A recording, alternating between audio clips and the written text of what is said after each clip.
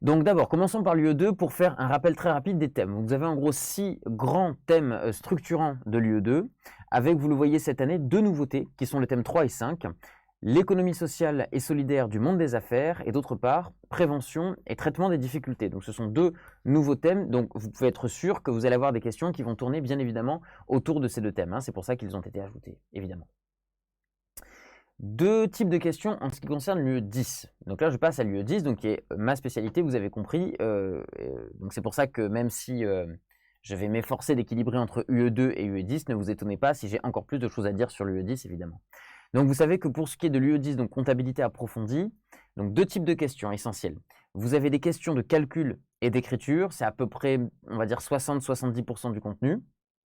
Et vous avez à peu près 30% de questions sur les pures connaissances, c'est-à-dire par exemple connaissances sur la pratique comptable, sur le rôle des experts comptables, des commissaires aux comptes, questions sur, je sais pas moi, les principes comptables, sur le lien avec certaines normes IFRS, même si c'est vraiment quelques questions, on ne vous demande pas de connaître les normes IFRS dans le détail, mais ce sont des choses qui peuvent tomber.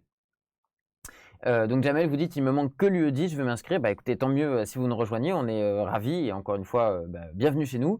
Et s'il vous manque que l'UE10, bah écoutez, j'espère que la préparation dont je suis responsable vous servira et vous éclairera donc pour réussir cette UE10 cette année.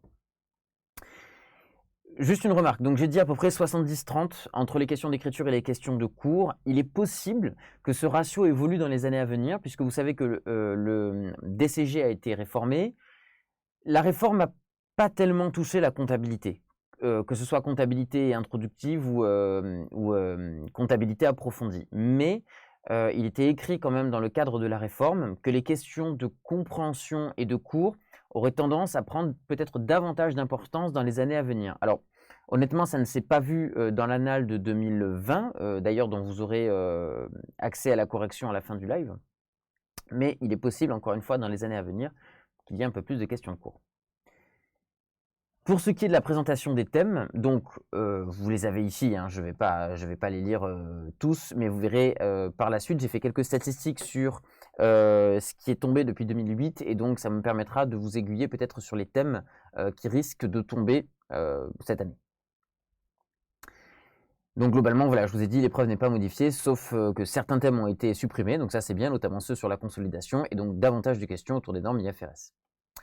Alors, deuxième thème, après cette brève présentation, comment rebondir après un échec? Alors, là aussi, je vais traiter ça de manière relativement rapide, dans la mesure où si vous êtes là, et encore une fois, nous en sommes ravis, c'est qu'a priori, que vous ayez subi un échec l'année dernière ou il y a 2 ans ou encore avant, si vous êtes là, c'est que vous l'avez surmonté. Bon, simplement, une petite remarque, 2 tiers des candidats ont eu moins de 10 sur 20 en excluant les UE13 et 14 qui sont généralement un peu plus faciles et donc plus souvent réussis. Mais si on exclut ces 2 UE souvent réussis, 2 tiers des candidats ont moins de la moyenne. Donc ça veut dire que l'échec n'est pas surprenant, c'est la norme de ce concours. Et donc il faut savoir que beaucoup de candidats l'ont au bout de la 2e voire 3e fois. Et puisque vous savez qu'on peut valider certaines UE et pas d'autres, donc voilà, c'est extrêmement régulier, c'est la norme de l'avoir en plusieurs années. Je vous ai mis ici justement je vous ai fait un rappel extrait du rapport du jury qui vous montre les notes pour donc c'est 2020, je crois que j'ai pris les dernières. Et donc vous voyez ici, tout au bout, l'UE10, donc qui est celle qui est la moins bien réussie chaque année. C'est pour ça justement que quand nous avons décidé de lancer l'offre ProConta, on a voulu lancer une UE en droit, une UE en comptabilité gestion. Et donc nous avons lancé précisément l'UE10 parce que c'est l'UE la moins réussie, donc c'est celle sur laquelle nous aurons le plus de valeur ajoutée. Et nous avons également le droit des sociétés, puisque nous avons parmi nous des spécialistes du droit des sociétés. Donc voilà pourquoi nous avons décidé de lancer d'abord ces 2 offres. Évidemment, ProConta est un groupe nouveau qui est amené à s'étoffer dans les années suivantes. Donc très probablement, dès l'année prochaine, vous aurez d'autres UE. Mais encore une fois, le but de cette année est que la plupart d'entre vous aient les UE que vous cherchez à valider. Comment se sont préparés ceux qui ont réussi, que ce soit du premier coup ou pas? Vous avez plus de 2 tiers, presque 70% des candidats qui sont suivis, donc ils font une prépa, quelle que soit la forme de cette prépa, qu'elle soit en présentiel, en distanciel, peu importe, 70% qui font une prépa. Donc ça veut dire que les étudiants ou professionnels, qui se préparent seuls, évidemment ça existe et bien sûr que l'on peut réussir seul, mais vous voyez, ça n'est que 30%, même pas un tiers des candidats. Par contre, ceux qui ont échoué, donc j'ai bien parlé de ceux qui ont réussi, pour ceux qui ont échoué, 80% sans prépa, 20% avec une prépa. Bien évidemment, ça s'explique aussi par le fait que la majorité des étudiants, enfin en tout cas, je dis toujours étudiants par des formations professionnelles, mais la plupart des gens qui passent le DCG le font de manière seule. Mais vous voyez que, encore une fois, quand vous comparez ces deux slides, vous comprenez bien qu'être suivi, encore une fois, quel que soit ce suivi, est bien évidemment un avantage. Je vous ai fait juste 2 citations rapides sur l'échec parce qu'elles me paraissent intéressantes. C'est celle de l'ancien président français François Mitterrand qui disait « Le succès, c'est le fait d'aller en échec, d'échec en échec sans perdre son enthousiasme ». Donc je trouve ça assez intéressant parce que justement, ça montre bien que l'échec ne doit absolument pas être, surtout l'échec à un concours, ça ne doit vraiment pas être la fin de quelque chose, mais plutôt le début de ce qui va venir juste après. Et on peut très bien louper des concours une fois, 2 fois, et puis ensuite les avoir parce qu'il y a la maturité, plus de révisions qui font qu'on réussit. Et puis une phrase plus inspirante de Nelson Mandela qui disait « Je ne perds jamais, soit je gagne, soit j'apprends ». Voilà, je trouvais ça intéressant de le rappeler. Donc, première, encaisser la déception, c'est ce que vous avez fait. On analyse son échec et ensuite on interprète les résultats. Est-ce que c'était un problème de connaissance, de méthode, de gestion du temps, d'attitude personnelle, dire le fait d'avoir travaillé, pas assez travaillé, de l'avoir passé en dilettante, est-ce que c'était une question d'état d'esprit? Voilà, on a beaucoup travaillé là-dessus pour vous accompagner, pour concevoir cette méthodologie, donc pas simplement dans le live de ce soir, mais de manière générale, quand on a conçu l'offre de ProConta, c'était qu'à chaque fois, on a essayé de réfléchir sur ces différents thèmes pour bien structurer notre préparation. Donc, discerner. D'abord, 2 possibilités, soit on renonce, soit on repasse. Donc, si vous êtes là, a priori, c'est que vous êtes dans l'idée de repasser. Et bien évidemment, tout ce que je vais dire sera subordonné d'abord et avant tout à votre envie, votre volonté. Votre pire ennemi, c'est vous-même. Votre meilleur ami, c'est aussi vous-même. Tout dépend de votre psychologie. Le concours, c'est d'abord, enfin les concours ou un examen, c'est d'abord un mental. Avant d'être une intelligence, un travail, une attention, c'est d'abord un mental. Est-ce que vous voulez ou pas ce concours? Si votre carrière professionnelle en dépend, si c'est quelque chose que vous visez depuis plusieurs années, il est évident que vos chances de réussite, mais même que vous soyez suivi ou pas, seront forcément beaucoup plus importantes que si vous le passez en dilettante, en disant je vais essayer, mais si ça marche pas, etc., je ferai autre chose. Donc c'est d'abord évidemment l'envie profonde qui va jouer. Donc, globalement, comment est-ce que je m'y prépare? Et donc, c'est le but. Donc, regardez, comment est-ce qu'on se prépare et comment est-ce qu'on va faire cette préparation au concours? C'est quels sont vos points forts et vos points faibles, quels sont vos objectifs et vos moyens d'action. Donc, points forts et points faibles, notamment, et j'y reviendrai, sur la capacité de travail et de mémorisation, puisque bien évidemment, comme tout apprentissage, ça joue essentiellement sur ces 2 éléments, la capacité de travail et le temps de travail. Ça, c'est le point numéro 1. Et le point numéro 2, c'est votre mémoire, le fait de travailler sa mémoire, puisque selon le fait qu'on aura une mémoire plutôt auditive, plutôt visuelle, plutôt fondée sur les souvenirs, eh bien précisément, on aura différentes capacités et méthodes de révision. Alors, comment peut-on préparer, comment peut-on mémoriser un programme aussi dense? Puisqu'évidemment, le DCG, c'est beaucoup d'informations. Et en plus de nature différente. Littéraire, calculatoire, juridique, économique, financière. Donc c'est un programme dense et très complet. Alors, une petite remarque que j'ai extraite du rapport du jury de l'année dernière ou de cette année, je ne sais plus, mais c'est très récent. Je cite, je lis. Un certain nombre de candidats, souvent pris par leur activité professionnelle, ont du mal à se mettre dans l'esprit de ces épreuves, c'est-à-dire un travail en temps limité sans documentation, et à maîtriser les connaissances associées recouvrant un programme aussi vaste. Donc le jury, évidemment, est le premier conscient du fait que le programme est vaste. Et vous voyez que l'une des premières causes d'échec, c'est que, évidemment, beaucoup de candidats, et j'imagine que pour vous qui êtes nombreux à nous suivre ce soir, c'est aussi votre cas, eh bien, vous avez une activité professionnelle, sans même parler de la vie familiale, évidemment. Mais donc, concrètement, entre l'activité professionnelle, la vie familiale et ses révisions, c'est difficile d'organiser son emploi du temps. C'est pour ça que, justement, l'un de mes objectifs ce soir, c'est aussi de vous donner des conseils de préparation pour voir comment est-ce qu'on peut équilibrer l'emploi du temps et structurer les révisions. Alors regardez, je vous ai mis ici une schématisation de la pensée de Hermann Ebbinghaus, qui était un philosophe allemand du 19e siècle et qui justement a été l'un des tout premiers penseurs à se pencher sur cette question de la mémoire et de la mémorisation. Alors regardez bien je pense que c'est assez grand, hein, sinon je vais de toute façon le redire, mais vous voyez que d'abord, remarquez à quel point la perte de connaissance peut être rapide. C'est-à-dire que, en gros, la mémoire est faite pour que les 10 premières minutes, globalement, on n'oublie pas grand-chose. Par contre, en 24 heures, on va perdre quasiment 40% des connaissances de la veille. C'est très important. Et évidemment, nous ne sommes pas tous égaux là-dessus, mais en moyenne, c'est quasiment 40%. Donc je vois sur les commentaires, Florian dit: «Est-ce que la vidéo marche chez vous?» Donc a priori, oui, la vidéo marche, donc vous avez peut-être un souci. Je ne sais pas d'ailleurs si vous entendez, mais sinon appuyez sur F5, ça permet de rafraîchir votre écran, peut-être que ça fonctionnera. Parenthèse fermée. Donc le premier jour, on oublie quasiment plus de la moitié des connaissances. Et vous voyez qu'ensuite, la perte de connaissances continue, malheureusement, et en même temps notre cerveau est fait comme ça, mais elle est plus lente. Pourquoi c'est important? Parce que ça veut dire que, de toute façon, bon, l'oubli est naturel, mais il y a quand même des moyens de le combattre. Et le premier moyen de combattre, pour être très clair, c'est la relecture. N'importe quel examen, concours, épreuve de votre vie qui nécessite une révision dense passe d'abord par la relecture. Il faut bien comprendre ça. Il y a évidemment l'apprentissage initial, la découverte ou la redécouverte d'une notion, quelle qu'elle soit. Mais il y a ensuite simplement la relecture. Une erreur que je vois chez un certain nombre d'étudiants, c'est le fait de comment dirais-je, toujours refaire les mêmes exercices, même ceux qui sont déjà sus et compris. C'est une perte de temps. Une fois que l'exercice est su, quand vous savez globalement faire le calcul, je parle évidemment de l'UE10, hein, vous avez compris, de la comptabilité ou même du contrôle de gestion. Mais donc, quand il s'agit de faire des exercices, ça ne sert à rien de refaire des exercices que l'on sait déjà faire. Une bonne façon de faire, c'est la première fois, le faire en entier. Alors moi, je vous donne une technique personnelle. Je découvre jamais, enfin comment vous dire, je n'ai jamais travaillé en lisant un cours, puis en faisant tout de suite après l'exercice en solo. Je n'ai jamais appris comme ça. Je vois le cours, d'abord, une simple lecture, je ne parle pas d'un apprentissage, une lecture rapide.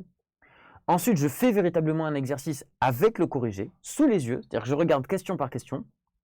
Je prends le corrigé, je vois comment on répond, donc ça me permet de comprendre en fait l'articulation de l'exercice. Mais c'est vrai aussi en droit, hein, dans les cas pratiques, il faut faire la même chose. Vous regardez en fait vous regardez comment est traité le cas, et une fois que vous l'avez fait, c'est là où vous allez revoir le cours et vous repencher dessus, parce qu'il y a tout un tas d'éléments du cours qui paraîtront très abstraits tant qu'on n'a pas fait l'exercice ou le cas pratique, mais une fois qu'on l'a fait, là quand on va se repencher sur le cours, on aura une vision beaucoup plus nette. Donc ne cherchez pas à apprendre par cœur le cours avant de faire l'exercice, moi je trouve que ça sert à rien. Donc concrètement, une lecture rapide du cours, l'exercice avec le corrigé sous les yeux, et ensuite seulement vous revoyez en détail le cours. Une fois que vous avez fait ça, évidemment, ça peut s'échelonner sur plusieurs jours ou plusieurs heures, mais évidemment, selon la taille de la notion.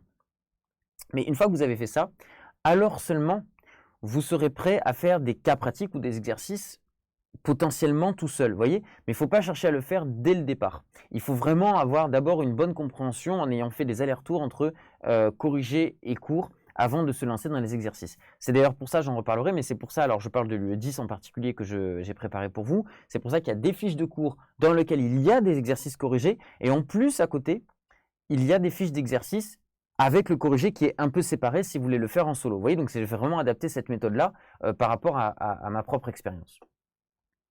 Et donc, une fois que vous aurez vraiment travaillé en entier une notion avec tous ces allers-retours, je vous encourage à faire des relectures fréquentes, mais vraiment que des relectures. Il ne s'agit pas oui, Myriam, le live est enregistré. Il ne s'agit pas de refaire ensuite éternellement les mêmes exercices de A jusqu'à Z. Il s'agit simplement de relire la correction rapidement pour vous, mentalement vous dire, bon, est-ce que vous vous attendiez à cette réponse? Est-ce que c'est logique? Est-ce que vous avez bien compris le type de réponse? Ou alors est-ce qu'il y a vraiment un truc que vous n'avez pas compris? Et dans ces cas-là, il faut se repencher un peu plus en détail sur le cours. Mais vous voyez, simplement cette relecture vous permettra d'éviter ce phénomène d'oubli.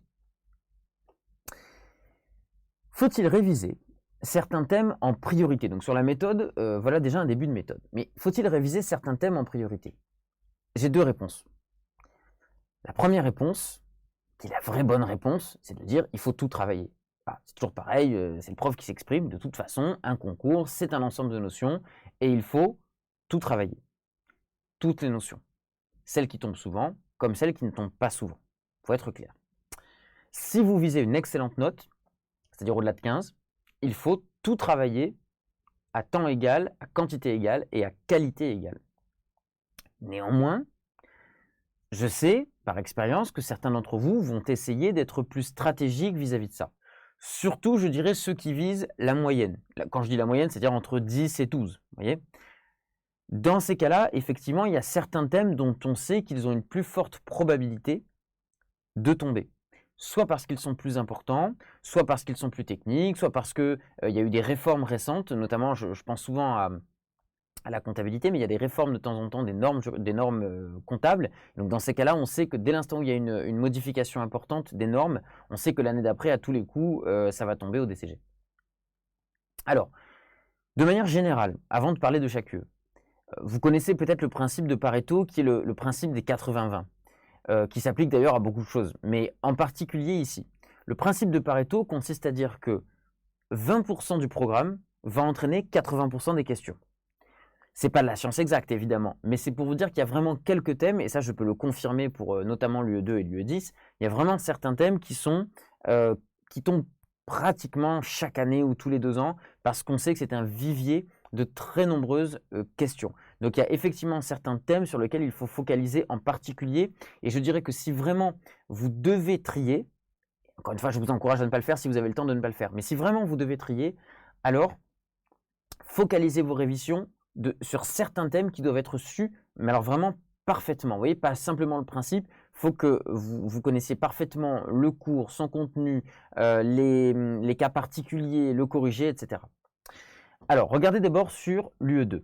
Vous avez ici des statistiques qui ont été bâties par rapport à la fréquence des différents cas qui tombent. Et donc, vous voyez que là, vous avez vraiment 2 thèmes qui se détachent, c'est l'entreprise en société et c'est les principaux types de sociétés. D'accord? Vraiment, en droit des sociétés, ce sont les 2 thèmes qui tombent le plus souvent, enfin, non seulement qui tombent souvent, mais en plus qui sont assez denses et qui sont un vivier de questions. Donc ça veut dire qu'en termes de temps à affecter, vous voyez qu'entre principaux types de sociétés et l'entreprise en société, on a quasiment 80% du temps de préparation qui va se faire là-dessus. À côté de ça, au contraire, tout ce qui est prévention et traitement des difficultés, c'est un thème, bon, d'abord en plus qui est plus récent, vous l'avez vu, et qui nécessite a priori moins de temps de révision. Donc si vraiment vous devez structurer, pensez vraiment à focaliser sur ces 2 thèmes-là en particulier. Pour ce qui est, alors attendez, là je vais changer parce que vous ne voyez pas tout le thème, ne vous inquiétez pas. Si je fais comme ça, voilà. Voilà, là vous voyez. Donc regardez ici, je vous ai mis une slide sur l'UE10, donc occurrence des sujets depuis 2008. Donc ici, vous avez la totalité des sujets qui sont tombés, donc sur tous les thèmes, vous avez compris, de celui qui est tombé le moins souvent à celui qui est tombé le plus souvent. Alors, une petite remarque avant de regarder dans le détail. De temps en temps, évidemment, il y a des thèmes qui sont un peu transversaux, donc dans ces cas-là, je l'ai compté pour 2 fois. Hein. Mais là encore, vous voyez qu'il y a toute une série de thèmes qui en soi ne sont tombés qu'une seule fois depuis 2008, alors que je vous rappelle que pour l'UE10, vous le savez, il y a généralement 3 à 4 dossiers, plus souvent 4 d'ailleurs maintenant, dossiers par année. Donc vous voyez que ça fait en réalité depuis 2008, ça ferait donc 12 fois 3, 4, on va dire, à peu près 45 thèmes qui sont tombés depuis 2008, et vous voyez qu'il y en a qui ne sont tombés qu'une seule fois sur 45 en fait, en termes de proportion. En revanche, vous voyez que on va dire 5-6 derniers thèmes tombent beaucoup plus régulièrement. C'est par exemple l'acquisition des immobilisations. Alors acquisition au sens large, hein, c'est acquisition mais aussi amortissement, ça va ensemble. Ce sont vraiment 2 thèmes qui tombent très régulièrement parce qu'il y a beaucoup de questions qui tombent. L'amortissement de la dépréciation, tout ce qui est variation de capital, ça tombe très souvent, donc augmentation de capital, beaucoup plus rarement réduction. Enfin bref, je ne vais pas tous les lire, mais comme ça vous pourrez vous repencher de toute façon sur le document quand vous l'aurez téléchargé. Mais ce sont vraiment, voilà, depuis 2008, j'ai fait statistiquement tout ce qui tombe, et il y a vraiment certains thèmes préférés par ceux qui posent les épreuves.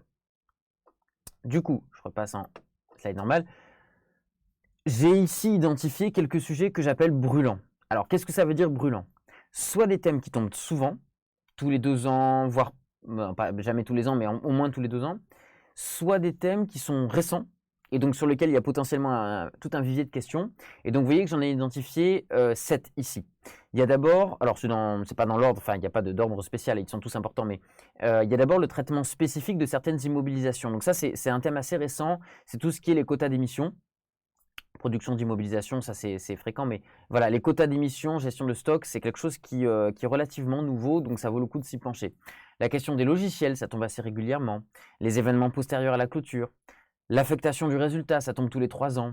Les variations du capital, l'amortissement et l'acquisition des IMO, c'est vraiment les 3 thèmes qui tombent presque tous les 2 ans. Donc voilà, selon moi, et encore une fois, attention, je ne suis pas devin, hein, mais voilà, selon moi, les sujets qu'il faut réviser au moins en premier et qu'il faut connaître par cœur. Bien évidemment, je ne suis pas devin, je peux me tromper, et peut-être que pour 2021, le jury va justement décider de vous interroger sur des choses qui tombent très rarement. Donc c'est pour ça qu'encore une fois, si vous visez une excellente note, il faut tout travailler. Mais si vous visez la moyenne et un peu plus que la moyenne, voilà selon moi les thèmes en particulier qu'il faut travailler. Alors comment gérer son temps de révision? C'est évidemment une question épineuse et j'ai essayé évidemment de compiler quelques conseils qui me semblent les plus... Quand je dis généraux ça ne veut pas dire vague. Généraux, ça veut dire qu'ils vont s'appliquer à la plupart d'entre vous. Bien évidemment, vous êtes tous des cas individuels, particuliers, uniques, avec des emplois du temps différents, des métiers différents, des familles différentes, et donc ce sera à vous de vous adapter en fonction de la réalité que vous vivez. Mais je peux vous donner, je pense, quelques clés de compréhension pour apprendre à gérer votre temps de révision. D'abord, c'est ce que l'on appelle l'art de la planification. Ce qu'il faut, c'est identifier vos contraintes récurrentes, c'est-à-dire celles qui tombent tous les jours ou toutes les semaines, etc.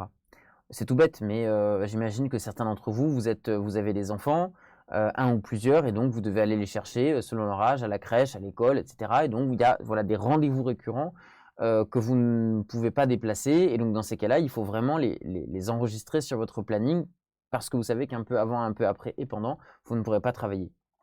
Ce qui vous permet en fait en négatif d'identifier vos plages de révision dans la semaine d'une part et le week-end d'autre part.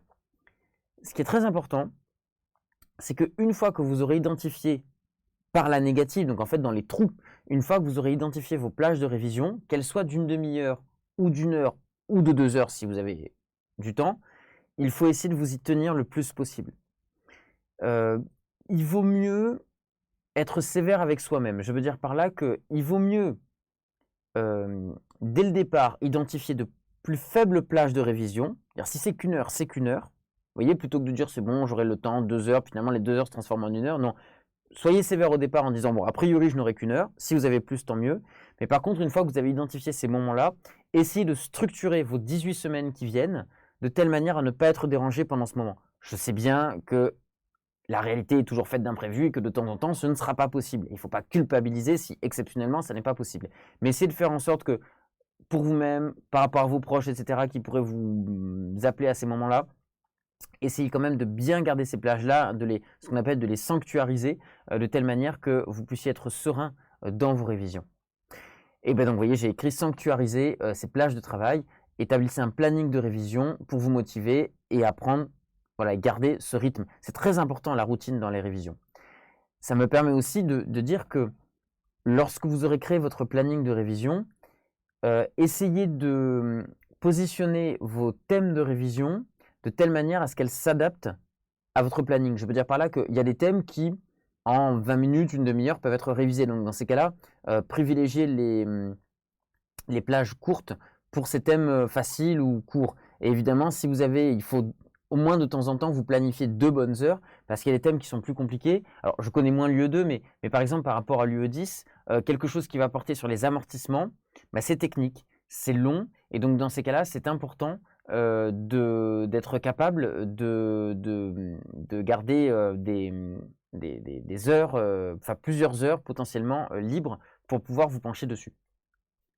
Ça me permet d'ailleurs de faire une petite annonce, je le redirai tout à l'heure, mais donc dans le cadre de la préparation pro-compta, il y a certes des fiches, il y a des vidéos, et il y a aussi des lives. Les lives qui sont faits comme aujourd'hui, pour que vous puissiez me poser des questions et que moi je puisse vous répondre donc sur l'aspect purement technique.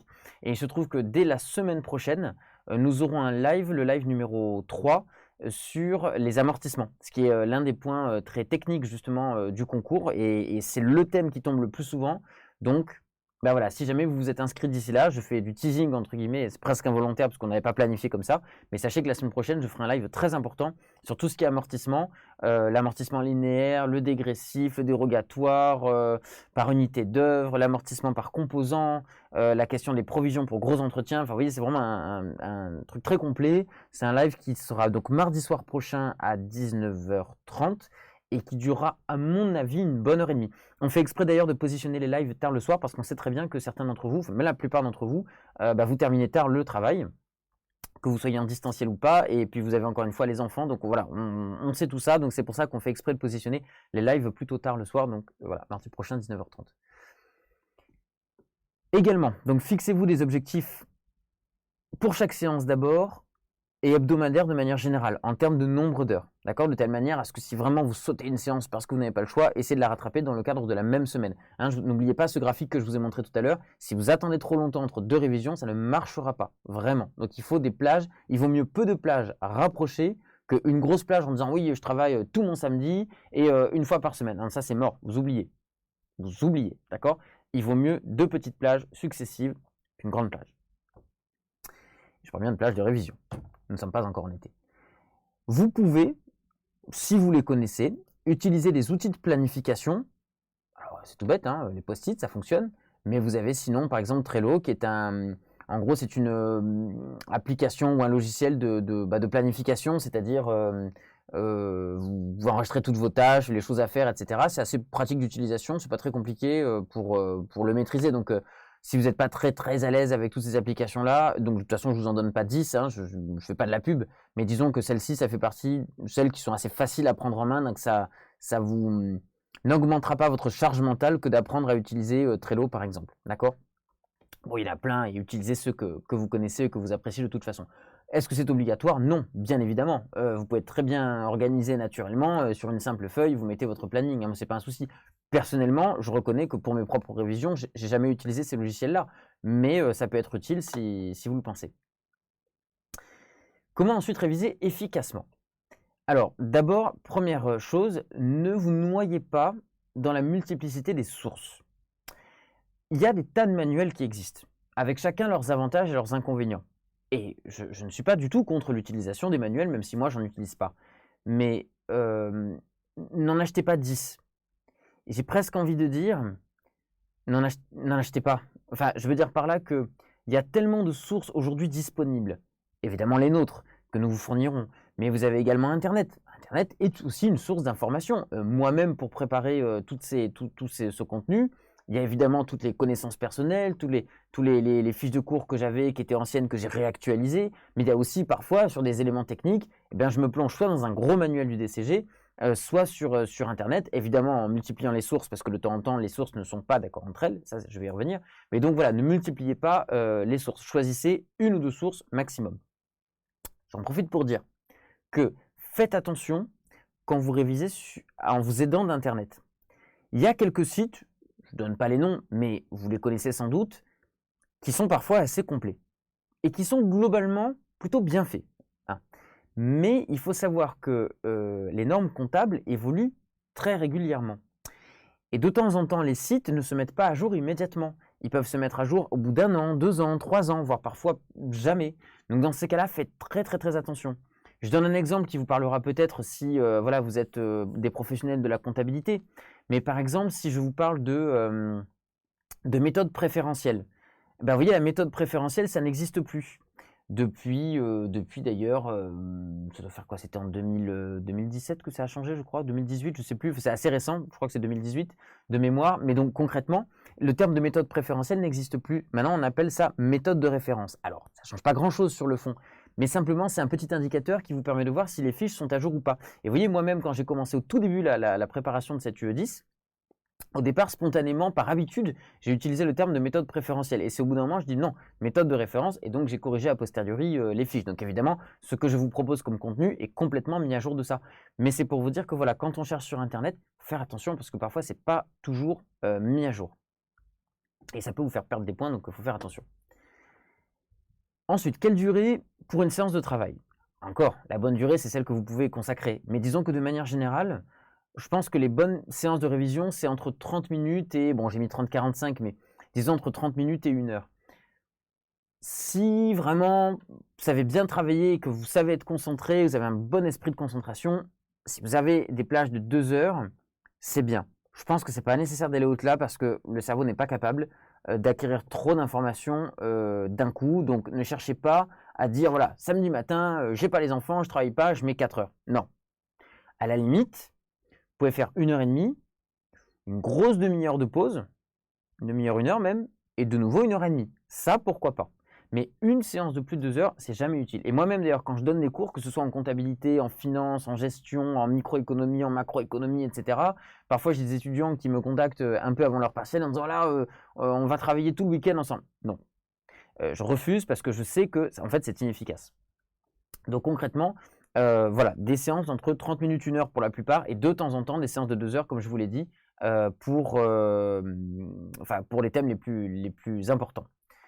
Et surtout, encore une fois, n'oubliez pas que partez toujours du principe que quand vous avez une séance d'1 heure, passez les 15-20 premières minutes à simplement relire les thèmes précédents ou le thème précédent, d'accord? De telle manière à ce que vous ne vous lanciez pas tout de suite dans l'acquisition de nouvelles connaissances. Profitez d'abord de votre cerveau frais et libre pour relire les séances précédentes. C'est très important.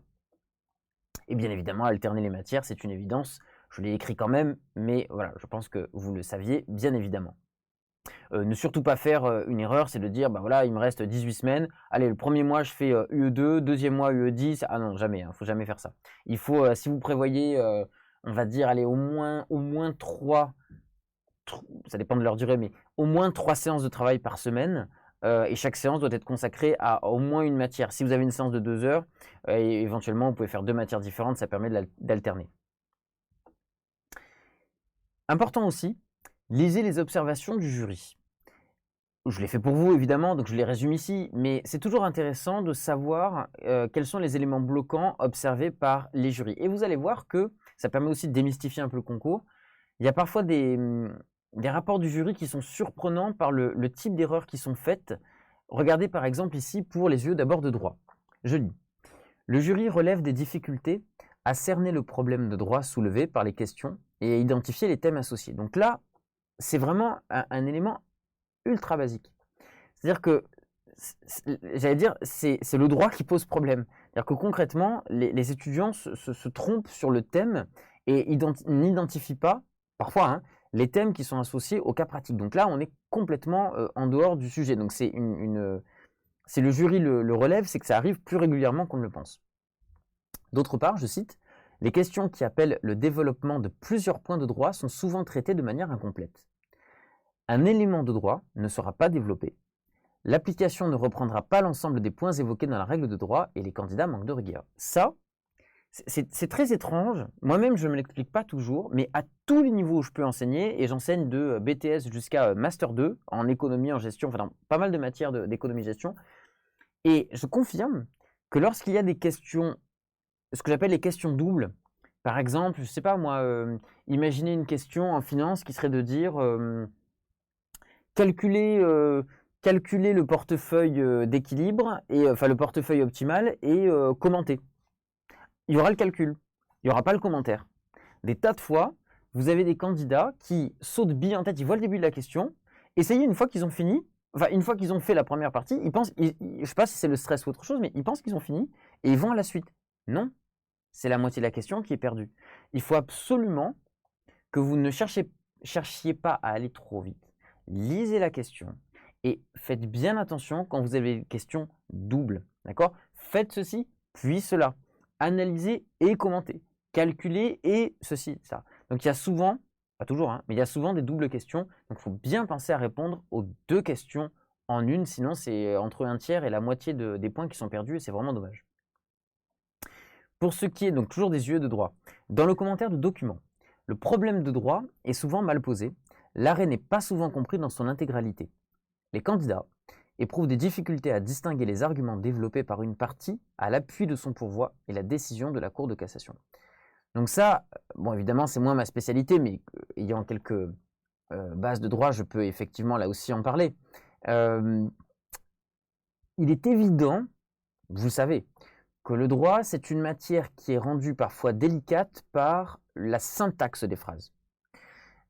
Quand on lit la jurisprudence, quand on lit une décision, un arrêt de la Cour de cassation, par exemple, ou du Conseil d'État, là, pour ce qui est de l'UE2, plutôt le Cour de cassation, il est évident que le langage juridique, c'est quelque chose qui demande du temps avant d'être compris. J'enseigne le droit, alors de manière très très basique, hein, pas au niveau du DCG, mais j'enseigne le droit par exemple à des BTS, une introduction au droit, et de temps en temps, voilà, je leur soumets un arrêt de tel ou tel cours. Ou alors tout simplement, vous voyez, des trucs très très basiques, l'article 1382 du Code civil sur la responsabilité personnelle, bon bref. Évidemment, ce sont des étudiants qui n'ont pas du tout l'habitude du langage juridique, mais en réalité, c'est moins difficile qu'il n'y paraît, mais la première chose à faire, c'est de lire plusieurs fois, morceau par morceau.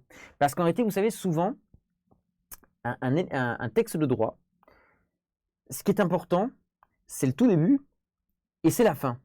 C'est-à-dire, on va commencer par un rappel initial de ce dont on parle, et la conclusion souvent fondamentale, elle est à la fin. Tout l'entre-deux, c'est le détail ou les cas particuliers dans les cas particuliers, etc. Et donc, il faut vraiment, pour être sûr d'avoir compris, il faut vraiment focaliser, vous voyez, sur le début et la fin, et ensuite on lit et relit pour être sûr d'avoir bien compris. Et souvent, quand j'enseigne le droit, j'explique la technique des arbres, pas vraiment des arbres de décision, parce que ce n'est pas une décision, mais un peu un arbre juridique. C'est-à-dire que, je ne sais pas si, non, je ne pourrais pas l'utiliser, mais en gros, imaginez que je vous parle de quelque chose que je connais, je vous le cite en direct, mais quand vous prenez, je ne sais plus, c'est le 1382 ou 84, je ne sais plus, bref. Mais en gros, quand vous prenez l'article du Code civil sur la responsabilité, en gros, tout dommage, vous savez, causé par quelqu'un, par la faute de quelqu'un, etc., doit être réparé, mais il y a souvent des « sauf si », etc.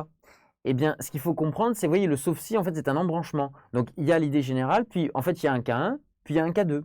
Et puis, sous le cas 2, il y a un sous-cas 1, un sous-cas 2. Vous voyez, c'est des cas dans des cas, des hypothèses dans les hypothèses. C'est pour ça que j'appelle ça un arbre. Et donc, de temps en temps, quand vous tombez comme ça sur un article de droit ou sur un texte de droit un peu complexe avec des si, des car, des cas particuliers, eh bien, n'hésitez pas au brouillon à écrire cet arbre pour être sûr que vous ayez compris. Parce que précisément, si on vous met ce texte à l'appui, c'est que le cas que vous devez traiter est dans un des embranchements. Et il y a beaucoup d'erreurs de compréhension qui sont faites parce que précisément les étudiants n'écrivant pas cet arbre-là se trompent d'embranchement et donc répondent à côté parce que ne voient pas qu'ils sont dans un des cas particuliers prévus dans les textes. Voilà, c'est un conseil que je peux vous donner en particulier quand vous décortiquez une situation juridique. Alors pour ce qui est de l'UE10, d'abord, le jury note un nombre trop important d'erreurs de calcul. Quel dommage! Quel dommage! Combien de gens ont compris globalement de quoi il était question, font des bonnes écritures, etc., mais se trompent dans les calculs. Je sais bien qu'il y a le stress, etc., mais faites attention à ça. Le calcul mental, vous savez que pour les yeux de comptabilité, il n'y a plus de calculatrice depuis des années, enfin depuis 2008 d'ailleurs, il n'y a pas de calculatrice. Donc il est fondamental de savoir calculer avec des choses simples. Dites-vous une chose, pour la comptabilité, que ce soit dans l'UE2 et l'UE10, contrôle de gestion, je ne sais pas, je ne crois pas, mais en tout cas UE2 et UE10, comme il n'y a pas de calculatrice, on ne va pas chercher à vous piéger dans les calculs. Ça tombe toujours juste. Il n'y a pas de nombre à virgule. Donc ça veut dire que ce sont des choses comme diviser par 2, multiplier par 2, rajouter juste la TVA qui est de 20%. C'est des choses simples, mais habituez-vous à le faire. Alors, d'ailleurs, j'en profite pour dire, si vous vous inscrivez, je l'espère, chez nous, vous verrez que moi, dans mes fiches, je fais exprès de vous faire utiliser la calculatrice. Pourquoi? Parce que précisément, l'astuce que je vous donne, c'est que dans l'UE10, comme c'est censé tomber juste, parfois vous avez des sommes à faire de plusieurs éléments, mais quand vous avez souvent des sommes à faire de plusieurs éléments, on vous met une liste de 5 ou 6 éléments, et sur les 5 ou 6, il y en a un dont il ne faut pas tenir compte, justement, il ne faut pas l'inclure dans le calcul. Et bien souvent, comme c'est calibré pour avoir des nombres ronds, si vous avez je dis n'importe quoi, 270 000, plus 383 000, plus 227 000, etc. Si à la fin, ça ne donne pas un truc rond, genre 1 million, si ça donne 1 million 2000, a priori, c'est qu'il y a une erreur, il y a un 2000 en trop. Vous voyez ce que je veux dire? Donc, il y a des astuces comme ça pour vous dire, bon, a priori, ça doit tomber rond. Donc, moi, justement, pour éviter ce biais-là dans vos révisions, je tiens à ce que les étudiants utilisent la calculatrice pour bien maîtriser le calcul. Mais voilà, ça c'est une astuce qu'on peut utiliser le jour vrai de l'examen, donc de l'UE10. Mais donc voilà, il faut savoir faire des calculs de base. Donc, trop d'erreurs de calcul. Par ailleurs, les candidats doivent se préparer à réaliser cette épreuve sans calculatrice. Un entraînement dans les conditions d'examen s'avère indispensable. Il faut absolument, et c'est pour ça que nous avons conçu une épreuve blanche notamment, qui vous sera donnée, je crois qu'on l'a fait en avril, il me semble, fin avril, je crois, une fois que j'aurai présenté tout le concours, enfin tout l'UE10, pardon. On fait une épreuve blanche qui doit être faite dans les conditions de l'examen, et que bien sûr ensuite on corrige. La présentation de la copie doit être claire et aérée. Il ne faut pas hésiter à changer de page sur chaque dossier, ce qui peut permettre d'y revenir par la suite. Et oui, là encore un conseil, mais tellement évident, et c'est pour vous montrer que si le jury en parle, c'est qu'il y a plein d'étudiants qui ne le font pas. Et quel dommage, c'est plein de points perdus. Une copie claire et aérée. Sautez des lignes, le papier, c'est gratuit pour vous. Très bien. Ne pas hésiter à changer de page pour chaque dossier. Il y a 4 dossiers, 3 ou 4 dossiers, donc prenez 4 copies doubles différentes. Ce qui permet, c'est marqué, que si jamais à un moment donné vraiment vous bloquez, et là je ne sais pas, ben c'est pas grave, vous changez de page, vous recommencez, et à la fin, si vous avez du temps, vous revenez. Il y a des étudiants, et ça fait perdre beaucoup de points, ils commencent un dossier, puis s'arrêtent en cours de route, puis ils en prennent un autre sans changer de page, donc du coup après ils reviennent, il y a des astérisques. Oh là là, les examinateurs, les correcteurs détestent ça, donc voilà, faites simple. Faites attention à votre écriture. Là encore, on le répète souvent, mais ayez une écriture qui soit claire, aérée. Si vous écrivez en pâte de mouche, si vous faites des ratures, si vous écrivez petit, vous allez perdre des points. Il faut vous entraîner. Ça n'est pas une honte que de prendre quelques cours, ne serait-ce que de calligraphie. D'accord ? Réapprendre à écrire correctement, c'est tout bête, mais c'est quelques heures, j'allais dire, pas de perdu, mais quelques heures de passé sur des choses basiques, mais qui ensuite vous permettront de gagner des points. J'insiste vraiment là-dessus parce que trop d'étudiants n'ont pas cette humilité-là. C'est-à-dire que soit s'en foutent, soit disent mais non, je ne vais quand même pas prendre quelques cours d'écriture. Bah si, l'écriture, ça s'apprend. On l'a tous appris quand on était gamin. Il y en a qui l'ont compris tout de suite, il y en a qui l'ont pas compris, il y en a qui se sont habitués en gros à écrire mal, et ben, malheureusement ça vous fera perdre des points. Et vous avez vu, quand vous devez repasser 2 fois, 3 fois la même UE parce que vous êtes à 8, 8,5, 9, ben ouais, mais si ça se trouve vous avez perdu 1 point de présentation. Alors vous allez dire mais il n'y a pas de point de présentation dans le DCG. Non, officiellement bien sûr qu'il n'y a pas de point de présentation, sauf que je sais comment, là aussi, je suis correcteur, moi je sais toujours de lire, mais parfois quand on ne comprend pas, quand on n'arrive pas à déchiffrer un mot, et quand on a 300 copies à corriger, à un moment donné, quand on est à la première copie, on a du courage, la deuxième ça va, la 10e on n'en a plus. Donc ça veut dire qu'on passe, on dit tant pis pour la personne qui ne sait pas écrire. Donc faites attention, il y a des points perdus. Enfin, 3e élément, les étudiants doivent prendre connaissance rapidement de l'intégralité du sujet afin de commencer à traiter les dossiers dans lesquels ils se sentent le plus à l'aise.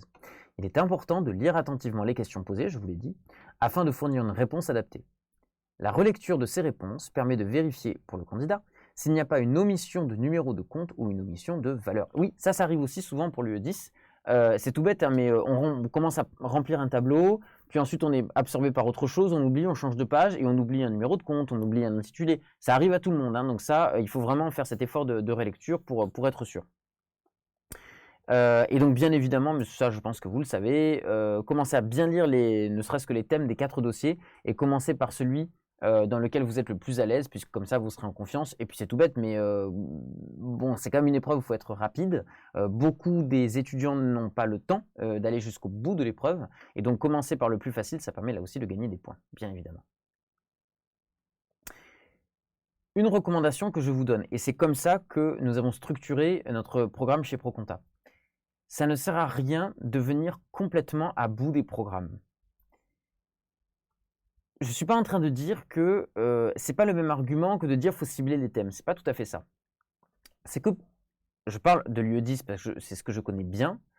Il y a toujours des cas particuliers dans tous les thèmes. Maintenant, si on commence à regarder pour chaque thème tous les cas particuliers possibles, on n'a jamais fini. Et il vaut mieux vraiment focaliser sur les éléments les plus généraux, les plus structurants, et voir les 1 ou 2 cas particuliers qui valent le coup d'être vus. Mais moi, tel que j'ai fait mes fiches font rarement plus de, on va dire, 5-6 pages. Il y a quelques thèmes où parfois ça peut en faire 15 parce que j'ai pris le parti de faire des schémas, des tableaux, des copier-coller, etc. Mais sinon, c'est rare que ça aille au-delà je vous dis, de 6-7 pages. Oui, donc ça fait 3 pages recto verso. Pourquoi? Parce que pour la quasi-totalité des notions, ça suffit. L'explication, l'exercice avec le corrigé, quelques tableaux évidemment pour les écritures, ça suffit pour cerner une notion. Sachant qu'en plus, il y a des exercices, encore une fois, sur d'autres fiches. Donc, pour le droit, je ne sais pas. Mais en tout cas, pour ce qui est de l'UE10, voilà, ça ne sert à rien d'être long. Il faut être précis et aller droit au but. C'est pour ça que ne soyez pas surpris si parfois je ne traite pas un ou deux cas particuliers. C'est parce que j'estime qu'il y a tellement peu de chances que ça tombe. Ça n'a aucun intérêt. Nous avons conçu cette préparation pour des gens qui sont limités dans leur temps de travail, dans leur temps de préparation. Donc on va droit au but. On enlève ce que l'on appelle, si vous connaissez le langage théâtral, les scories, c'est-à-dire les choses inutiles. Alors, qu'est-ce que nous proposons en particulier sur l'UE2 et l'UE10? Donc là, je vais venir un peu plus en détail sur notre préparation. J'ai commencé à évoquer quelques éléments, mais je vais regarder un peu plus en détail.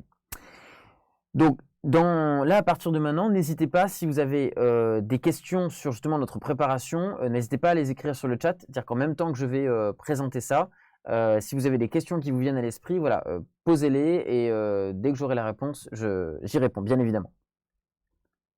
Donc d'abord, nous avons, je vous l'ai dit, essayé de concevoir cette préparation qui soit adaptée vraiment à tout profil de candidat. Que vous soyez étudiant, apprenti, que vous soyez déjà en cabinet, que vous soyez dans une entreprise qui n'a pas de rapport avec la comptabilité, que vous soyez chômeur, que vous soyez indépendant. Bref, c'est fait pour que ça s'adresse à tous. Alors, vous allez dire, mais qu'est-ce que ça change qu'on soit en entreprise ou apprenti, par exemple? Le temps de travail est grosso modo le même. En fait, c'est simplement pour vous dire que c'est surtout une question de niveau.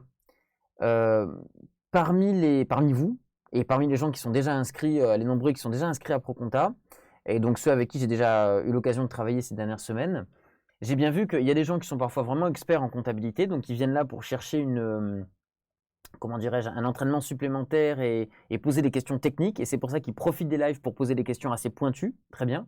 Ou au contraire, certains, alors je ne dis pas découvrent la comptabilité, pas la découvrir quand on fait l'UE10, mais ne sont pas des professionnels de la comptabilité. Ce sont des étudiants, ce sont des gens en reconversion, et donc dans ces cas-là, ils posent des questions structurantes qui sont un peu générales, et c'est aussi à eux que j'ai pensé quand j'ai fait les fiches. Donc ça permet, si vous voulez, de brasser un ensemble de gens et que chacun y trouve son élément. Donc celui qui veut uniquement faire des exercices, eh ben, ne prendra que les fiches d'exercice, parce que le cours, il le connaît. Au contraire, ceux qui découvrent auront la petite partie cours avant de faire l'exercice corrigé. Donc voilà, c'est vraiment très adapté à tout un ensemble de publics différents. Donc tout le programme se fait en cours synthétique. Donc quand je dis cours, je parle de l'UE10, les fiches de cours, les fiches d'exercice, ça c'est la base. Il y aura en plus donc une épreuve blanche, je vous ai dit, je crois que c'est fin avril qu'on l'a programmée, donc qui brassera 4 thèmes, je ne les ai pas encore choisis, même si j'ai une bonne idée de ce sur quoi je vais vous interroger. Il y a également, toutes les fiches de cours sont accompagnées de vidéos, donc telles qu'on est en train de le faire, même si elles ne sont pas en live. Il y a la question de chaque fiche de cours, une vidéo qui dure ça dépend des notions, mais entre 5 minutes et on va dire 20 minutes pour les plus longues, je crois. Et donc des vidéos auxquelles bien sûr vous avez accès. Vous avez également des lives. Donc pour l'UE10, on a programmé, je crois que c'est 7 ou 8 lives, je ne sais plus exactement, je n'ai plus en tête, mais je crois que c'est 7 ou 8 lives. Il y en a à peu près un toutes les 3 semaines, donc c'est un peu plus qu'un par mois, où je présente vraiment les éléments de cours qui m'ont semblé les plus difficiles, les plus techniques. Donc je vous ai dit, mardi prochain soir, je traite celui sur les amortissements. Il y a évidemment en plus la fiche de cours, la vidéo qui va avec et l'exercice, mais en plus de tout ça, il y a un live pour que vous puissiez me poser toutes les questions sur ce thème en particulier. Donc encore une fois, si vous êtes plutôt professionnel de la compta, eh bien, vous pouvez profiter des lives pour poser des questions un peu plus techniques. Donc Laura, vous dites, avez-vous des fiches de cours à nous proposer? Je suis actuellement en DCG en alternance et nos cours font 50 pages. Eh bien, vous n'aurez jamais 50 pages avec moi, très clairement. Chaque notion, et donc en tout, il y a 35 fiches de cours, d'accord?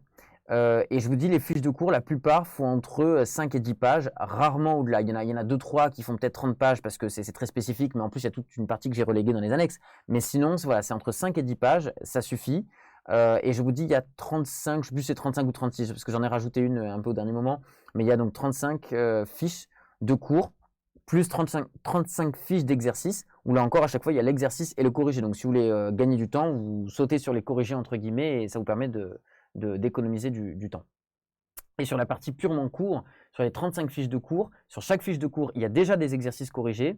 Et donc, ça veut dire qu'en termes de cours purs, franchement, de mémoire, j'ai très peu de fiches où il y aurait plus de, allez, 3 pages écrites, 4 pages maximum. La plupart, ça tient en recto verso. Vous voyez, l'essentiel peut tenir en recto verso. Parce que l'UE 10, vraiment, c'est de la pratique. Donc, la partie purement de cours, si je vous dis, c'est 2 pages, 3 pages, souvent, c'est le maximum. Donc, ça permet de gagner du temps. Je connais moins l'UE2, donc je ne peux pas vous répondre là-dessus, mais voilà, connaissant les préparateurs, je leur fais toute confiance pour, là aussi, cibler sur les besoins. Par contre, alors Emma, vous avez une question sur le live de mardi prochain est-il gratuit? La réponse par contre est non, ça fait vraiment partie de la correction, enfin de la préparation. Donc par contre, donc, voilà, si vous voulez y accéder, il faudra être inscrit bien sûr chez ProConta. Nous sommes disponibles pour répondre à vos questions, d'accord?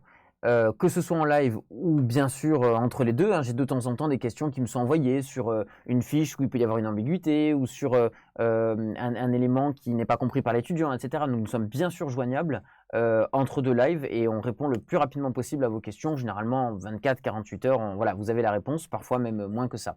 Mais bien évidemment en plus pour les lives, comme on est en train de le faire en ce moment, nous sommes là pour répondre à toutes vos questions. Et donc vous avez compris, la fréquence c'est à peu près une fois par mois, voire même un peu plus d'une fois par mois. Et donc Laura, pareil, tout ce qui est fiche, ça se retrouve directement sur votre espace personnel quand vous êtes inscrit chez ProConta. Vous avez en fait un espace personnel sur lequel vous avez toutes les fiches en téléchargement possibles et les vidéos de cours. Voilà. Et donc, oui, les 35 fiches. Alors non, les 35 fiches, je parle uniquement de l'UE10. Hein. Je parle de ce que moi, ce à quoi je vous prépare, c'est 35 fiches. Sinon, vous vous rendez compte, pour les 13 UE, il y a des dizaines et des dizaines et des dizaines de fiches. Donc moi, je parle bien de l'UE10, bien évidemment. Donc voilà, mais aussi des fiches en polycopié. Donc vous avez, bon là, vous pouvez pas lire, mais c'est pas important. Vous avez ici la structuration d'une fiche telle que nous les avons conçues. Des entraînements en vidéo en direct, donc je vous l'ai dit, à peu près une fois par mois, voire un peu plus, dans lesquels voilà, on répond à vos questions. Donc le format, c'est vraiment celui qu'on est en train de faire. Il y a moi, par exemple, pour l'UE10, mon PowerPoint que je présente et que je commente, et auquel bien sûr vous avez accès. À la fin, vous pouvez le télécharger sur votre espace personnel, sachant que je fais en sorte, quand je fais des lives, de reprendre en partie le contenu des fiches de cours, mais c'est pas forcément un copier-coller. J'en profite aussi parfois pour ne serait-ce que changer les chiffres. Comme ça fait encore un exercice supplémentaire, et puis pour restructurer légèrement quand je pense que c'est nécessaire. Et donc des dossiers d'entraînement pour avancer à votre rythme, et donc en particulier, je vous avais dit, cette épreuve blanche, et donc les dossiers d'entraînement qui sont en plus de l'épreuve blanche, qui sont... alors les dossiers, c'est quelque chose d'un peu hybride, ce sont des exercices avec en même temps des petits rappels de cours, mais je dirais qu'ils sont plus... comment dirais-je on essaie de développer des cas entiers, sans pour autant que ce soit aussi volumineux qu'une épreuve blanche. Voilà, c'est un peu à mi-chemin entre épreuve blanche et exercice, mais ça vous permet là aussi de cerner sur des notions. Également, ce que nous proposons, ce sont des vidéos corrections. Ce qu'il faut savoir, c'est que l'épreuve blanche qui sera faite, donc encore une fois, je crois que c'est en avril, fin avril si je ne me trompe pas, donnera lieu à une correction individualisée. Bien sûr, il y aura une fiche que vous pourrez télécharger pour l'avoir tout seul. Mais il y aura en plus, pour chaque copie qui nous sera rendue, vous aurez un correcteur, moi ou quelqu'un que nous aurons choisi et qui maîtrisera parfaitement le contenu, et qui donc vous fera une vidéo correction individualisée pour vous expliquer précisément ce qui vous a fait gagner ou perdre des points, qui vous expliquera également la méthode. Donc si on sent qu'il y a un problème de méthode, on vous la réexpliquera. On vous expliquera également comment la note a été fixée. Et je dirais que le correcteur, qui qu'il soit, vous expliquera aussi sa psychologie, dire quels sont les éléments sur lesquels il ou elle a pu tiquer. Est-ce que c'est une question de présentation? Est-ce que c'était une question je sais pas moi, qu'est-ce que ça pourrait être un problème de présentation dans les tableaux structurants, vous voyez, des choses comme ça.